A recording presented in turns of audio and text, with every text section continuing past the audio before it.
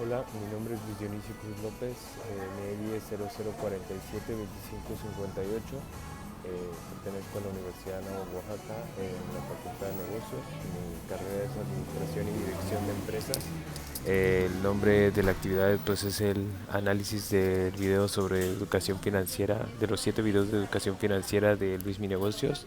El nombre del titular docente es Guillermo Monzón y estamos en Oaxaca de Juárez, Oaxaca, 20 de junio de 2025. Bueno, pues para comenzar con el análisis, en la primera clase habla sobre romper con los malos hábitos financieros. Eh, no es cuánto ganes, sino cómo lo usas. Pone el ejemplo de la empresa Kellogg's donde él trabajó, donde ponía pues límites de gastos. Por ejemplo, cuando él viajaba le daban cierta cantidad de dinero para gastarlo durante ese viaje. Él nos da una estrategia sobre priorización de gastos, donde por ejemplo, no sé, prioridad alta, prioridad media y prioridad baja. Eh, Gastos fijos como la luz, pues, que son de prioridad alta. eh, Gastos de entretenimiento como streaming, pues él los pone en prioridad media en su caso, y pues gastos hormiga como tomarte un café en Starbucks, pues de prioridad baja, ¿no?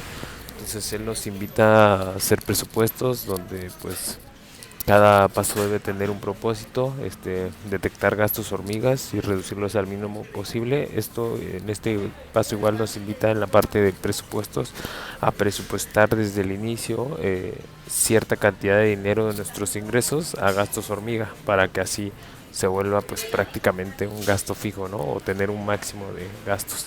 Este, Registrar y revisar los gastos semanalmente. eh, Cambiar de hábitos nos dice que pues es una parte de disciplina, que pues no se lleva de la noche a la mañana, sino que debes de seguir pasos y tener constancia durante cierto tiempo para poder llegar a esa libertad financiera o a generar esos buenos hábitos primero para después generar una libertad financiera. Eh, en la clase 2 nos enseña a hacer un presupuesto desde cero, nos dice que debemos de tener metas de ahorro desde el inicio, que son la columna vertebral de nuestro presupuesto. Eh, Primero enfocarnos en nuestras metas a corto plazo, y pues, pero esto sin perder el foco de las metas a mediano y a largo plazo. Tener disciplina para mantener el presupuesto, eh, que ya lo había mencionado en la primera clase. Nos dice que la estrategia debe ir de menos a más, distribuir nuestras finanzas pues, según nuestras posibilidades. Esos son los pasos, nos da 4 pasos. Distribuir nuestras finanzas según nuestras posibilidades, optimizar nuestros gastos. eh, Nos habla sobre reducir lujos y gastos que no podemos solventar, y pues retrasar la gratificación, porque a veces tenemos el dinero de nuestros ingresos y no sabemos ni en qué gastarlo, lo queremos gastar ya. Planeación, y nos habla de planeación y proyección. eh, Planear cómo optimizar estos gastos en el corto y el mediano y el largo plazo, tener metas y objetivos. Y pues una revisión periódica de cómo estamos haciendo estos gastos y cómo están nuestros ingresos, y pues cuánto estamos ahorrando o cuánto nos estamos endeudando, ¿no? En tips nos dice que vigilemos los gastos variables. El exceso de estos gastos nos menciona que ocasiona 2 de cada 3 divorcios según datos del INEGI. Él nos dice que estos gastos, porque él da conferencias junto con el INEGI, eh, nos da otro tip, que es ahorrar con ofertas, cupones y descuentos, utilizar las ofertas siempre. Tener un seguro de vida, seguro de auto, seguro de salud. Eso nos ayuda a proteger nuestro patrimonio en caso de emergencia. Tener un fondo de emergencia también, un mínimo, algo que nos solvente unos tres meses de gastos básicos. Y pues nos menciona 7 gastos en los que sí vale la pena invertir, que son en educación, en viajes, en salud, en gastos que nos ahorren tiempo, en tecnologías, en seguros y en activos. Para la clase 3 nos dice cómo llevar las finanzas en pareja con éxito. Pues básicamente la vida en pareja pues no funciona si no se comparten desde el inicio, si no se habla sobre gastos, ingresos, deudas, hábitos financieros. Nos dice que esto se debe hablar con total transparencia, hablar de metas, de finanzas en común desde el inicio, desde antes de tener una relación en pareja. Bueno, esto creo que lo habla más acerca del matrimonio, no tanto en la parte de noviazgo, antes de vivir juntos. Este, pues una mala gestión del dinero genera tensiones en la relación. Los puntos clave que él nos da igualmente son cuatro. Nos dice que son pues, la transparencia financiera, que es pues para qué quieres un matrimonio si no van a compartir todos sus gastos y sus ingresos, a decirlos con transparencia. El manejo de gastos y las prioridades. Nos menciona que también otro punto clave son las consecuencias de ocultar la información financiera, porque finalmente pues recaen en el divorcio o en la separación, o en que ambos tengan problemas financieros. Y por último, la planificación y generar acuerdos. Entonces nos da 7 claves para construir en pareja, que son evitar que solo una persona controle las finanzas, trabajar en equipo como una sociedad financiera, tener responsabilidad compartida. Muchas veces la responsabilidad recae solo en uno, y cuando es responsabilidad compartida pues se involucran ambas partes. La consulta y la toma de decisiones en conjunto, la comunicación constante sobre metas y finanzas, involucrarse en gastos y administración por ambas partes, que básicamente pues es ser socios en todas las decisiones, ¿no? Incluida el punto 7, las decisiones de compra. Nos habla de una distribución equitativa sobre todo de ingresos y o sea, él nos pone ahí un ejemplo, ¿no? Una aportación justa. Entonces, ¿qué es una aportación justa? Es distribución equitativa en base a los ingresos y capacidades de ambas partes de la relación. Nos pone el ejemplo, pues que se me hace muy básico de distribuir los ingresos la distribución equitativa por porcentaje. Básicamente, si yo gano 30,000 pesos y mi pareja gana 20,000 pesos, pues básicamente yo estoy aportando el 60% y mi pareja el 40%. Entonces, si yo aporto eso, el porcentaje de gastos debe ser igual. Yo puedo gastar el 60% y mi pareja el 40%. Eh, en conclusión, pues la clave está en ser socios y en alcanzar los objetivos juntos. La clase 4 nos habla de cómo funcionan las tarjetas de crédito, que es básicamente pues, que nos ayudan a generar historial crediticio para que en cualquier caso de querer poner un negocio, de utilizarlo para una emergencia, pues tienes el acceso a ese crédito, ¿no?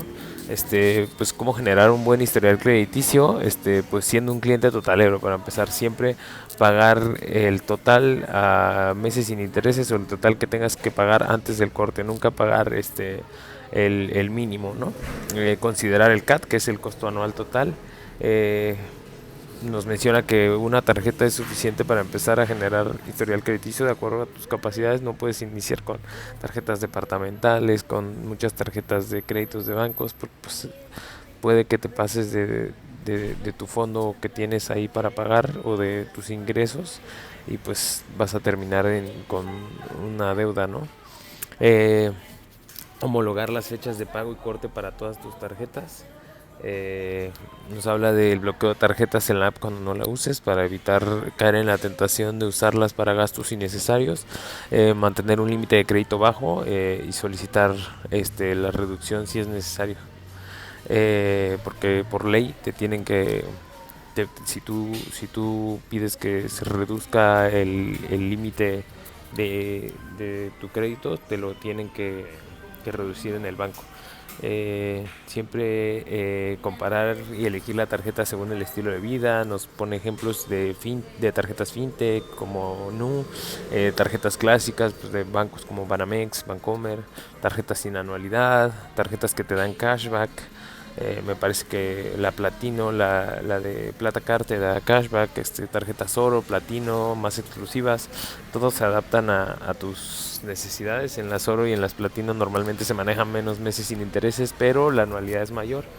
Eh, Nos habla siempre de usar meses sin intereses y cumplir con los pagos. Eh, entonces, finalmente nos dice que la compra a meses sin intereses siempre se debe hacer o siempre se debe realizar siempre y cuando el producto o el servicio que estés comprando dure más que el plazo, porque si dura menos que el plazo, una vez que ya no tenga vida ese producto, que ya no lo uses, te va a resultar más difícil seguir pagando algo que ya no estás utilizando. Luego en la clase 5 nos dice cómo salir de deudas rápido, nos habla del endeudamiento crónico, que nos pone el ejemplo de la carrera de la rata, que muy famosa, que la mencionan en Padre Rico, Padre Pobre, que pues es ganar solo para pagar deudas y gastos y estás constantemente como la rata que está corriendo, ¿no? En su ruedita. Razones de deuda nos pone los ejemplos de compras por impulso, la falta de visión o el readquirimiento de deuda, ¿no? Que pues es parecido a la carrera de la rata, que solo estás adquiriendo y adquiriendo deuda y utilizando tus ingresos para eso. Nos da el tip de no exceder el 30% de nuestro ingreso en deudas, o sea que básicamente si yo gano 10,000 pesos, mi deuda no debe pasar los 3,000 pesos. Nos dice que para controlar deudas, llevemos un registro y las prioricemos por orden de emergencia, ¿no? Entonces sí, primero la que necesite pagar, pues la que me genere más intereses o la que ya tenga mayor tiempo. Y nos da dos métodos para pagar deudas, que es la bola de nieve, que es pagar deudas de la menor, empezando por la menor y terminando con la mayor. Y está el método avalancha, que es pagar primero la deuda con mayor interés. Si ya estás endeudado, nos dice que primero pues desactivar las tarjetas para no gastar más, después cambiar el esquema a pagos fijos para ya tener un orden y un plazo para pagarlas, alargar el plazo también para pagos manejables. Si sé que no puedo cumplir con esos pagos, pues alargarlo para ya seguir justo con un control y poder pagarlas y negociar las reducciones con el banco. Cuando ya es mucho el crédito que estás pagando, pues lo mejor es ir y negociar con el banco para poder comprometerte a pagarlas. Pues tips, antes de adquirir deuda, nos dice que analicemos nuestra situación financiera, verificar, tener un fondo de emergencias antes de comprar, que no le vayamos a quitar ahí al fondo de emergencia y pues no usar la deuda para pagar lujos. Los lujos se pagan con el dinero de tus ingresos y si quieres pagar algún lujo con una tarjeta de crédito, pues solo te estás endeudando por impulso. En la clase 6 nos menciona todo lo que tenemos que saber sobre los seguros, pues nos habla del pago de las primas periódicas, que es lo que pagas por tu seguro, el deducible, que es lo que tienes que pagar al seguro cuando tienes algún percance, el coaseguro, que es el porcentaje de gastos compartidos después del deducible, eh, y nos habla de la indemnización, que es el monto que pues te pagan después de un siniestro, y el deducible es el porcentaje que te toca pagar de esa cantidad que haya que pagar por un percance. Nos menciona la suma asegurada, que es el máximo que que la aseguradora te puede pagar. No sé, te dicen, no, pues en caso de un accidente tenemos una suma asegurada de 1,000,000 de pesos. Entonces es lo máximo que si tu accidente sale en 1,500,000, lo máximo que te van a pagar es 1,000,000. Pues si te salen 500,000, pues sí te pueden cubrir la cantidad total. Antes de contratar, leer el contrato, confirmar que la prima para pagar y la suma asegurada que nos pagan, verificar los beneficios, pedir aclaraciones si tenemos dudas, revisar bien los datos y que por ley tenemos 3 días para corregir cualquier contrato de aseguradora. Tipos de seguros, pues nos habla del seguro de vida, que puede ser temporal, vitalicio o total.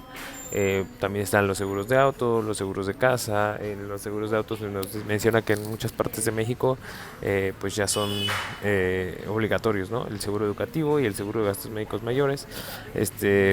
En tips nos dice que busquemos un deducible alto para bajar la prima, usar coaseguro para reducir costos y el pago anual para ahorrar intereses. Finalmente nos habla en la clase 7 de cómo evitar caer en fraudes y estafas. Nos habla de las ventas fraudulentas, de las inversiones de que son fraudes, como el esquema piramidal, de las llamadas, que eso es suplantación telefónica, que son estafadores haciéndose pasar por bancos, como ya nos pasaba en Banamex o en BBVA, que te hablan y te dicen que tienes un problema con el banco.